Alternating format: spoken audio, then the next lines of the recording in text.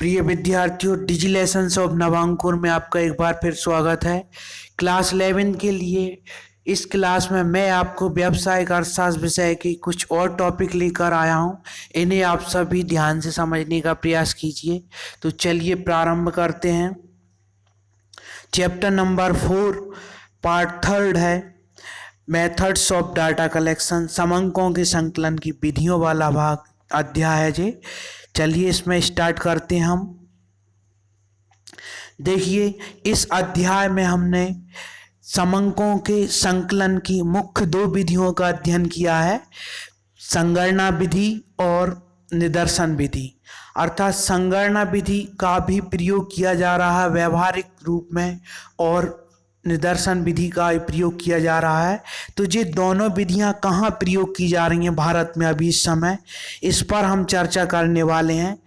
दो संगठनों के स्वरूप में हम इनको जानेंगे, यहाँ पर इनका प्रयोग किया जाता है। देखिए, भारत की जनगणना के लिए कार्यरत कुछ संस्थाएं हैं। उन संस्थाओं में भी इन्हीं विधियों का प्रयोग किया जाता है। संगणना विधि का प्रयोग जनगणना के लिए मुख्य रूप से किया जाता है।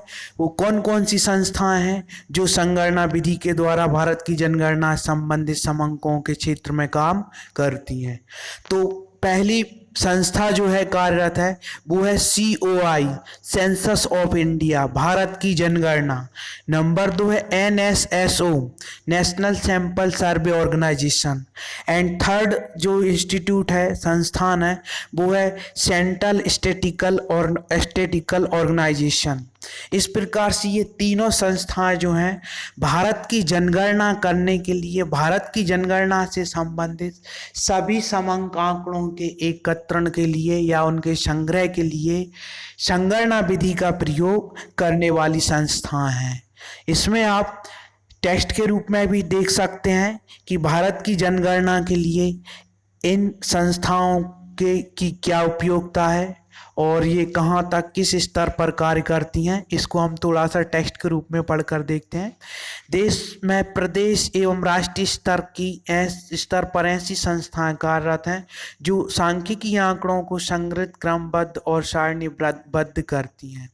राष्ट्रीय स्तर की प्रमुख संस्थाओं में सेंसस ऑफ इंडिया, जैसे कि हमने उसमें इसी के आधार पर बात की है, और इस प्रकार की संस्थाओं को भारत की जनगणना में संगणना विधि के अंतर्गत शामिल किया जाता है।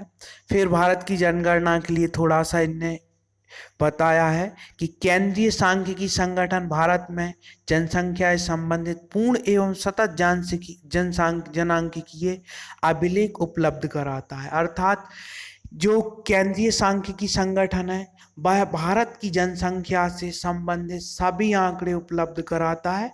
जैसे कि जनसंख्या की गणना प्रत्येक 10 वर्ष में होती है। आपको पता है भारत में सबसे पहले जनसंख्या की गणना जो है 1871 में लॉर्ड मेयो और 1881 में लॉर्ड रिपन के समय पर प्रारंभ हुई थी। तब से लगातार 10 वर्षों के अंतराल से भारत में जनगणना होती है और उस जनगणना में जनसंख्या संबंधित सभी आंकड़े और तथ्य एकत्रित करके उनको प्रकाशित किया जाता है। जैसे कि साक्षरता दर कितनी है, साक्षरता के बाद जनसंख्या वृद्धि की दर कितनी है, कहाँ पर जनसंख्या घनत्व अधिक है, कहाँ पर जनसंख्या घनत्व कम है। इस प्रकार से विभिन्न जनसंख्या के आंकड़े केंद्रीय सांख्यिकी संगठन के द्वारा प्रकाशित किए जाते हैं। इसके बाद दूसरी जो संस्था है NSSO जो है पहले 1950 में NSS के रूप में स्थापित हुआ था, नेशनल सैंपल सर्वे के रूप में, जिसे बाद में 1970 में NSSO कर दिया गया है।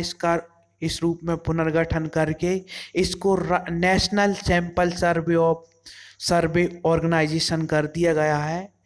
इस संगठन का संचालन जो है एक समिति के निर्देशन में किया जाता है। इस समिति के निर्देशों के अनुसार ही राष्ट्रीय प्रतिदर्श सर्वेक्षण संस्थान विभिन्न क्षेत्रों से संबंधित भारत सरकार के लिए समंको या आंकड़ों को एकत्रित करता है और उनको समय समय पर प्रकाशित भी करता है।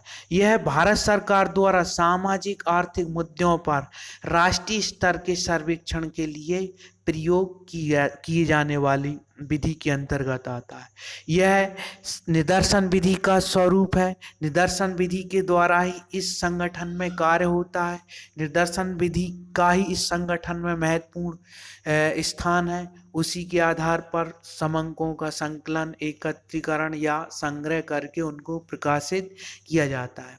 अब राष्ट्रीय प्रतिदर्श सर्वेक्षण संस्थान बारी बारी से निरंतर सर्वेक्षण करता रहता है और यह सर्वेक्षणों द्वारा संग्रहित समंकों को समय समय पर विभिन्न रिपोर्टों के साथ त्रैमासिक पत्रिका सर्वेक्षण में प्रकाशित करता है और यह आंकड़े सामाजिक आर्थिक मुद्दों से संबंधित होते हैं तथा भारत के विकास के लिए यह समय समय पर सूचनाएं भी उपलब्ध कराता है। इसके लिए टेक्स्ट के रूप में दिया गया है। बहुत अच्छा टेक्स्ट किताब से लिया गया है। इसको आप अच्छे से याद कर सकते हैं और भविष्य के लिए भी इस सूचना को याद रख सकते हैं। धन्यवाद।